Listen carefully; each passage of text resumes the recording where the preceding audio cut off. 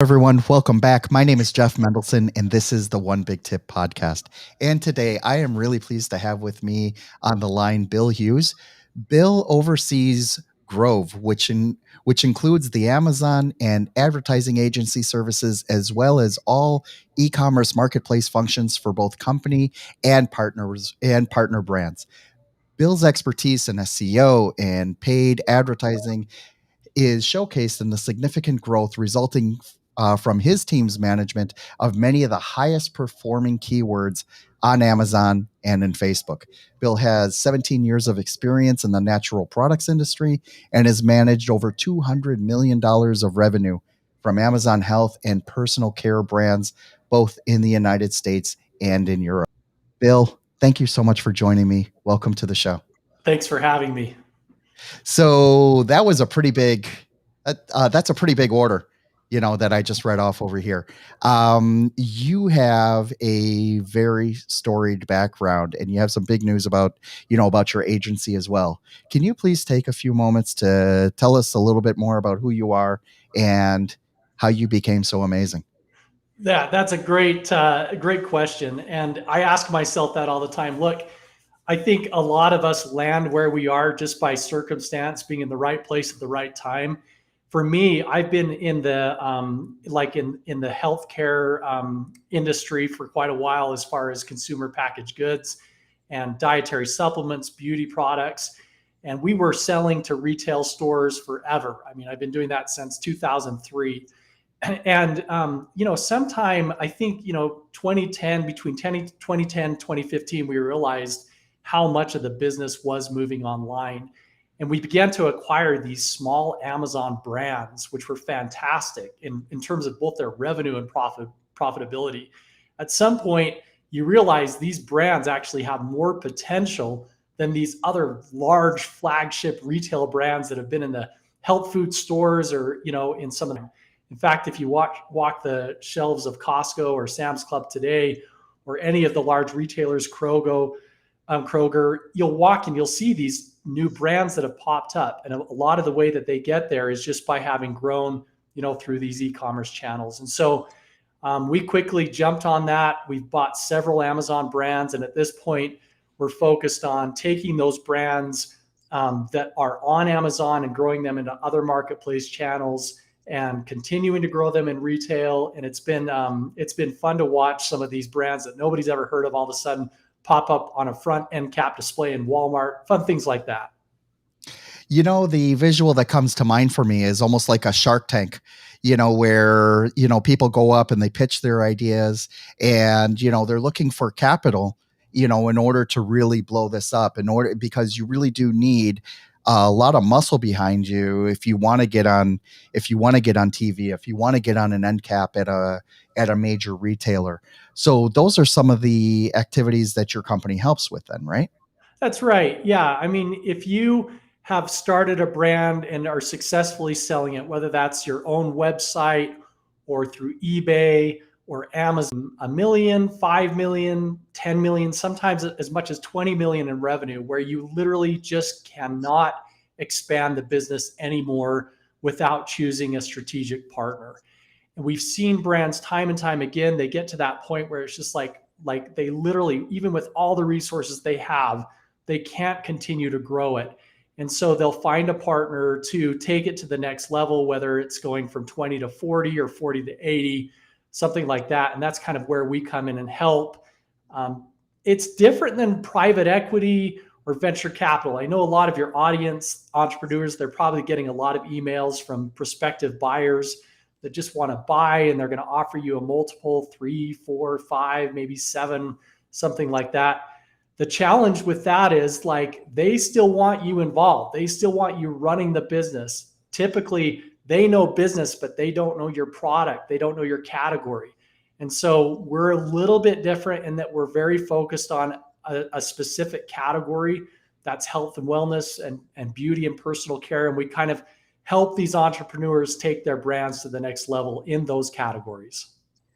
So I want to expand on this a little bit. A lot of people, when they think about starting an e-commerce brand, right? So first of all, you need to source the right product. You need to make sure that you're getting it cheap enough and in a high enough quality, and of course that you can make a profit at this, right?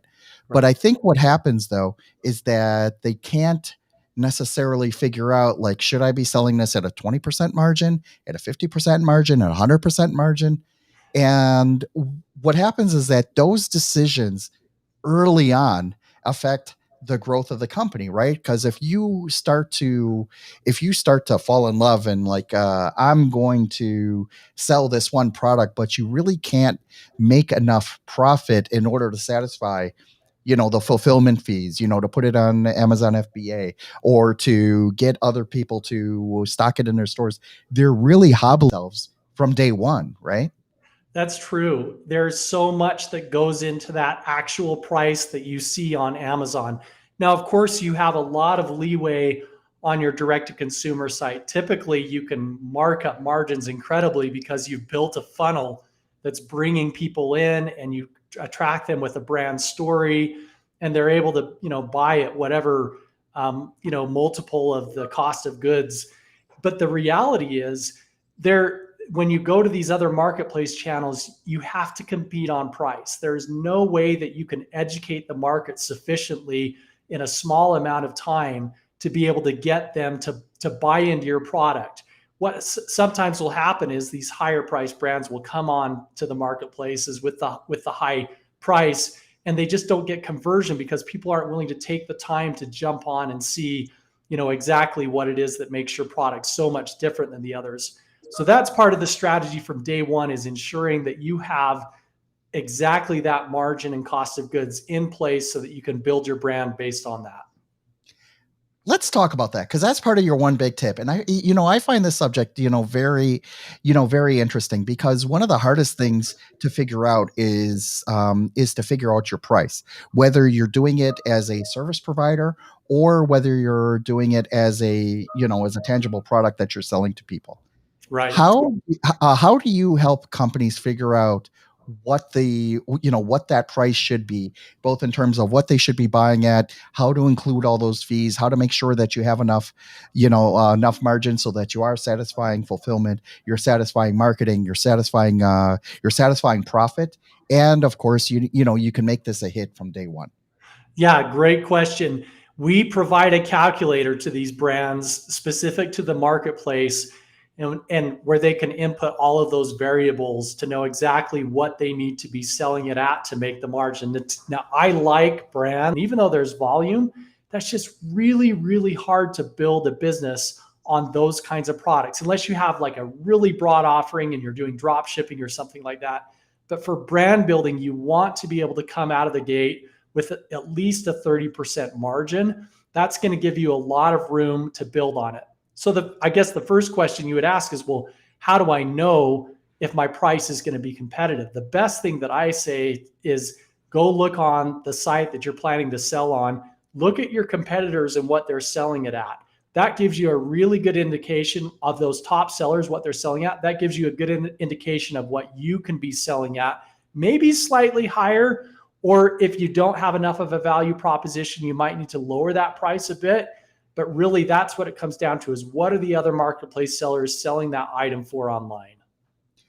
So in the health and beauty space, like, there is a lot of competition, right? Because there are so many people out there that can seriously undercut you in order to force you out of the market. Right. How do you like, what would be some of the ways that they could differentiate themselves? One of them that you mentioned was story, like building a great story and building a great brand around it, right? But what Right. would be some of the, like the tangible steps that a company would need to do in order to bring that to light so that they can command a slightly higher price, or that they're not getting gutted by all the other competitors that are out there? Yeah, I love that. Entrepreneurs, we always start out with the innovative product in mind and we build from there. That's great for the product. And actually, that's an absolutely necessary step. But the real way to achieve that 10x valuation is is as soon as your product has a little bit of traction, to say, okay, number one, how am I going to scale this product into a product line? and then into a brand. That's really important to envision, like, what does this brand entail? How many products? I love brands with like 5 to 10 products within them, that's very specifically focused. They can have variations on those products, like different sizes or whatever, but like 5 to 10, like very tangible things that a consumer can look at and grasp and say, oh, I like that brand. Like, oh, that's like a deodorant and hygiene product that I need. And, I could not only use the deodorant, but I could use the powder too. So I like brands who think about that very early on. The second thing is to think about your channels very early on.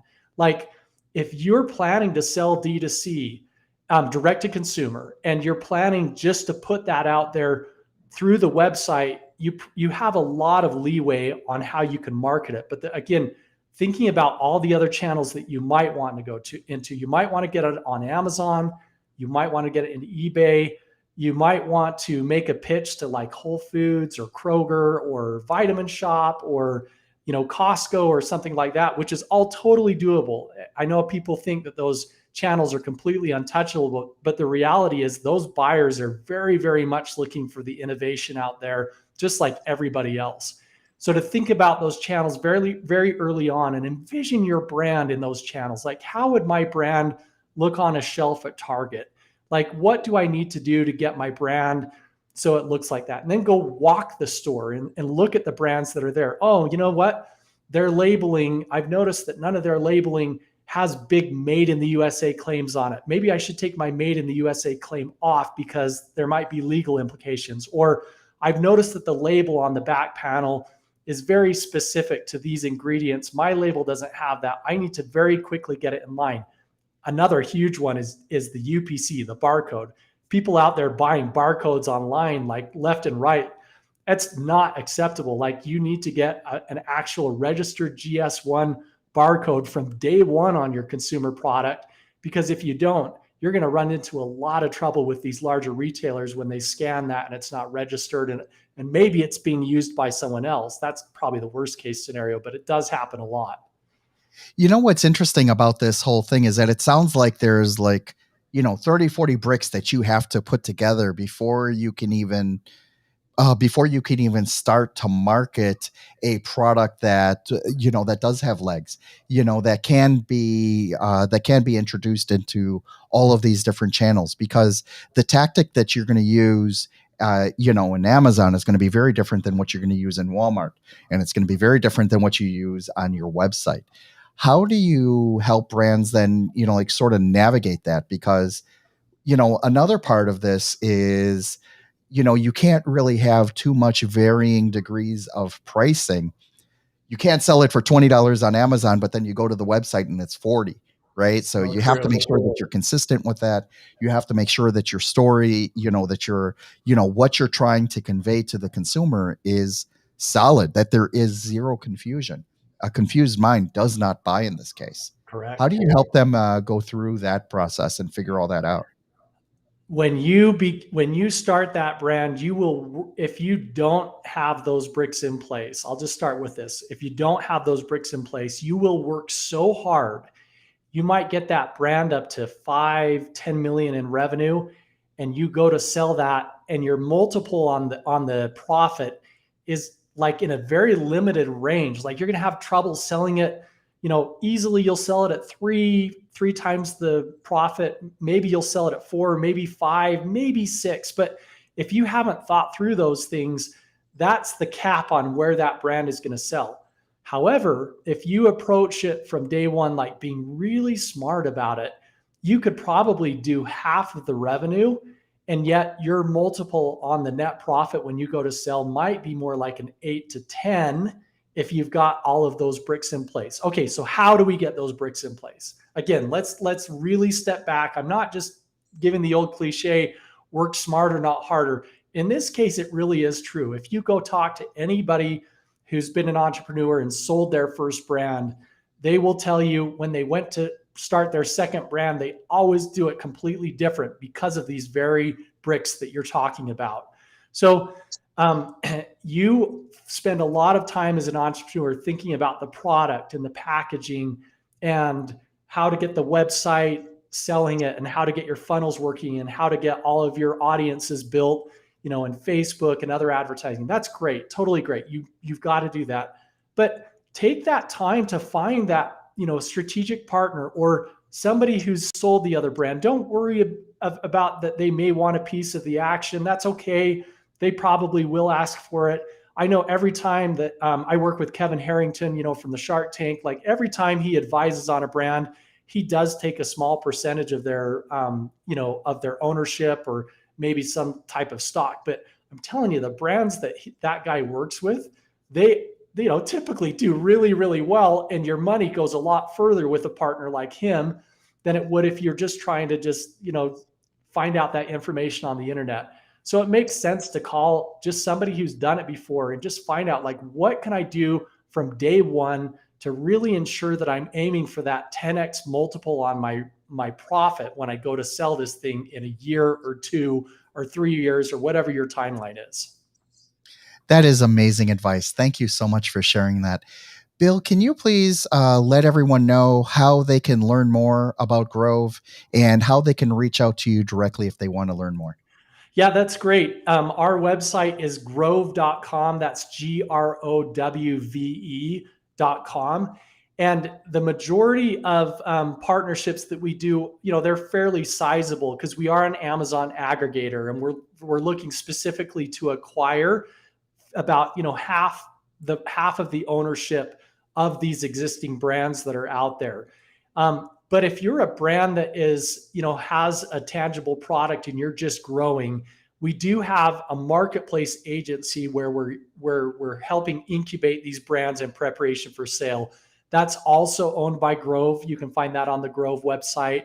And we have a little section on there called Grove Marketplace Agency, where we'll work as an agency to help grow those brands and prepare them to be acquired at some point down the line. Amazing stuff. Bill, thank you so much for going through all that. It's been a very interesting discussion, and I really appreciate you taking the time to speak with my audience today. Thank you so much for being here. Thanks for having me, Jeff.